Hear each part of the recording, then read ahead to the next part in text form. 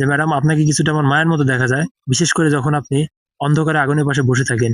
সুপ্রিয় দর্শক মণ্ডলী, ঠিক সেরকমই এখানে দেখতে পাচ্ছেন যে একটি পাখির বাসা কিন্তু এখানে পড়ে আছে। এখানে দেখতে পাচ্ছেন যে এখানে কিন্তু ২ টা থেকে আসসালামু আলাইকুম সম্মানিত দর্শকবৃন্দ। আজকে একটা ভিন্নধর্মী জিনিস আপনাদের শেয়ার করব। সেটা হচ্ছে মার্জরি কিন্ডন রলিংস বা এম.কে. রলিংস এর একটি লেখা আপনারা অনেকেই পড়েছেন। সেই লেখাটি ছিল হচ্ছে a mother in Manville. A mother in ম্যানভিলে একটা এতিম বাচ্চা ছিল। সে বাচ্চাটির নাম ছিল হচ্ছে জেরি। ১১ কি ১২ বছর বয়সী একটি বাচ্চা ছিল। সেই বাচ্চাকে নিয়ে কিন্তু এ মাদার ইন ম্যানভিল গল্পটা কিন্তু লেখিকা লিখেছিল। তার ভ্যাকেশন কাটাতে গেছিল যে ম্যানভিলে, সেই ম্যানভিলের ঘটনা। তা আমি পুরো ঘটনাটা কিন্তু আপনাকে বলবো না। ছোট করে একটা কথা বলবো।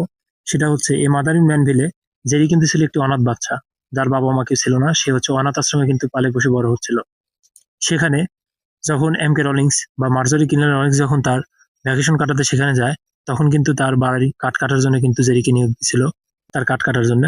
এবং একদিন সন্ধ্যার সময় অন্ধকারে যখন লেখিকা ঘরের ভিতরে আগুনের পাশে বসেছিল, তখন জেরি লেখিকার দিকে তাকিয়ে বলল, "madam, you look a little bit like my mother, especially when dark by the fire."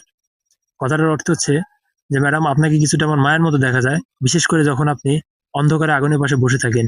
সুপ্রিয় দর্শক মণ্ডলী, ঠিক সেরকমই এখানে দেখতে পাচ্ছেন যে একটি পাখির বাসা কিন্তু এখানে পড়ে আছে। এখানে দেখতে পাচ্ছেন যে এখানে কিন্তু ২ টা থেকে ৩ টা পাখির ছোট, ছোট বাচ্চা কিন্তু এখানে আছে। আর পাখির বাচ্চা এই বাসাটা কিন্তু উপরে ছিল, উপর থেকে এখানে পড়ে গেছে। তো পাখিটা আমাদের আশা দেখে বাসাটা উপরে যথাযথ স্থানে রেখে দেওয়ার চেষ্টা করব। আসলে পাখির বাচ্চাগুলো দেখে আমারও কিন্তু মনে হচ্ছিল যদি পাখির বাচ্চাটা এখান থেকে হারিয়ে যায় বা পাখিটাকে যদি কেউ নিয়ে যায়, তাহলে কিন্তু মাদার ইন ম্যানভিলে সেই জেরির মতো কিন্তু পাখির বাচ্চাগুলো কিন্তু অনাথ বা এতিম হয়ে যাবে। মা-বাপ ছাড়া দুনিয়াতে কিন্তু তারা অনাথ বা এতিম হয়ে যাবে। আর তারাও কিন্তু মায়ের অনুভব কিন্তু করবে। মায়ের শূন্যতা কিন্তু তারা অনুভব করবে। তো তারাও কিন্তু কোনো এক সময় মায়ের অনুভব কিন্তু করবে। আর এর ভিতরে যে ছানাগুলো আপনারা দেখতে পাচ্ছেন, সে ছানাগুলা কিন্তু যখন বড় হবে তখন কিন্তু তারাও তাদের মায়ের আদর যত্ন, ভালোবাসা কিন্তু তারা এখানে অনুভব করবে। যদি তাদের মায়ের সঙ্গে থাকে তাহলে। সম্মানিত দর্শকবৃন্দ, আমি এই পাখির বাসাটা নিয়ে আমি হচ্ছে বেশি নাড়াচাড়া করব না, নাড়াচাড়া করব না। আমরা হচ্ছে দেখছি যে গাছটা এখানে আছে, সেই গাছের উপরে হচ্ছে পাখির বাসাটা ছিল। আমরা হচ্ছে এখানে দেখছি আমি এবং আমার বন্ধু। তো আমরা হচ্ছে চেষ্টা করব যে পাখির বাসাটা যথাস্থানে রাখার। আর যদি নাও হয় তাহলে যে বাগানের মালিক আছে, যে এই যে নার্সারিতে বসে আছে যে নার্সারি মালিক, তাকে আমরা বলে যাব যেন সে যেন এই পাখিটার রক্ষণাবেক্ষণের ব্যবস্থা করে। আর যদি এখানে রাখার ব্যবস্থা হয় তাহলে আমরা সুন্দর করে এখানে রেখে দিব।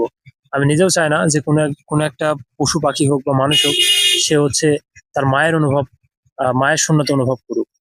কারণ মা ছাড়া দুনিয়াটা অনেক কষ্টের। জেরি যেমন লেখিকাকে বলেছিল, "madam, you look a little bit like my mother, especially when dark by the fire." ঠিক সেরকমও এই পাখিটাও যেন কখনো কিচিরমিচির আওয়াজে যেন না বলে যে আমারও মা নাই, আপনাকে আমার মায়ের মতো দেখতে। অন্য কোনো পাখি দেখে যেন আওয়াজ না করে।